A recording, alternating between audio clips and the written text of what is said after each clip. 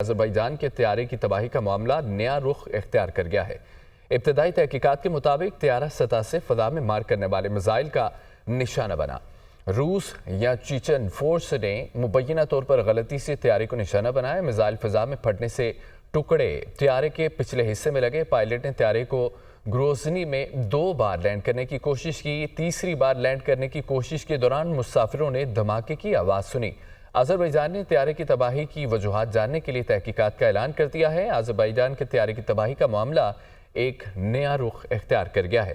ابتدائی تحقیقات کے مطابق یہ پتہ چلا ہے کہ طیارہ سطح سے فضا میں مار کرنے والے میزائل کا نشانہ بنا۔ روس یا چیچن فورس نے مبینہ طور پر غلطی سے طیارے کو نشانہ بنایا۔ اسرائیلی وزیراعظم نیتن یاہو کی حوثی رہنماؤں کو دھمکیاں۔ اگر حوثیوں نے اسرائیل پر حملے کیے تو عبرت کا نشان بنا دیں گے۔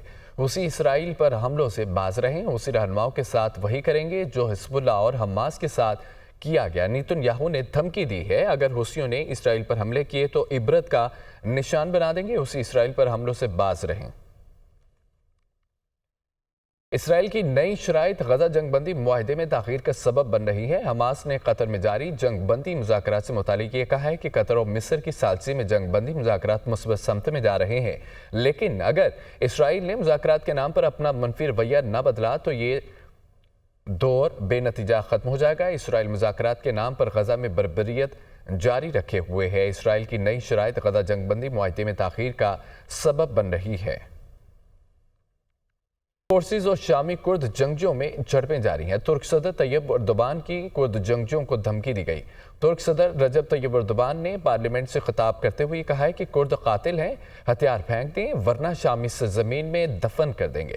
ترک فوج کے ہاتھوں شمالی شام اور عراق میں 21 کرد جنگجو ہلاک ہو چکے ہیں، جبکہ ترک فورسز اور شامی کرد جنگجوؤں میں جھڑپیں جاری ہیں۔ ترک صدر طیب اردوغان کی کرد جنگجوؤں کو دھمکی دی گئی ہے۔ پوپ فرانسس نے غزہ میں صورتحال کو تشویشناک اور سنگین تر قرار دے دیا ہے۔ پوپ فرانسس کا کرسمس کے موقع پر خطاب کے دوران غزہ اور یوکرین میں امن کا مطالبہ۔ پوپ فرانسس کا یوکرین تنازع کو سفارتکاری سے حل کرنے پر زور دیا۔ روس اور یوکرین جنگ کے خاتمے کے لیے سفارتکاری کو بروئے کار لائیں۔ مذاکرات کے ذریعے منصفانہ و پائیدار امن کا حصول ممکن ہے، پوپ فرانسس کی جانب سے یہ کہا گیا۔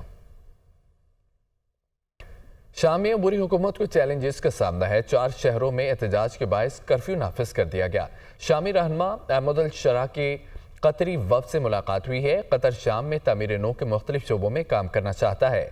امریکہ کا مشرقی شام میں داعش کے ٹھکانوں پر حملہ، داعش کے 2 جنگجو ہلاک کرنے کا دعویٰ بھی کیا گیا ہے۔ شام میں عبوری حکومت کو چیلنجز کا سامنا، 4 شہروں میں احتجاج کے باعث کرفیو نافذ کر دیا گیا۔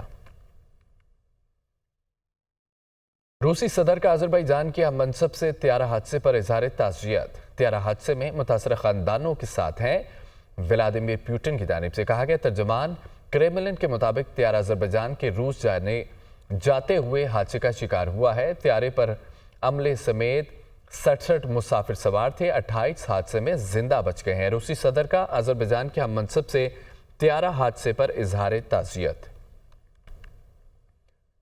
غزہ سے متعلق خبر ہے کہ اسرائیل کا غزہ میں زیتون پر بڑا فضائی حملہ، 5 فلسطینی شہید، 20 زخمی ہو گئے، 30 ملبے تلے دب گئے۔ جبالیہ کیمپ پر حملے میں ایک ہی خاندان کے 9 افراد شہید۔ مغربی کنارے اسرائیل کی بمباری بھی جاری ہے، 17 سالہ فلسطینی نوجوان شہید۔ غزہ میں شہداء کی تعداد 45,338 ہو گئی، جبکہ 1,07,764 زخمی بھی ہوئے ہیں۔ اسرائیل کا غزہ میں زیتون پر بڑا فضائی حملہ، 5 فلسطینی شہید، 20 زخمی ہو گئے۔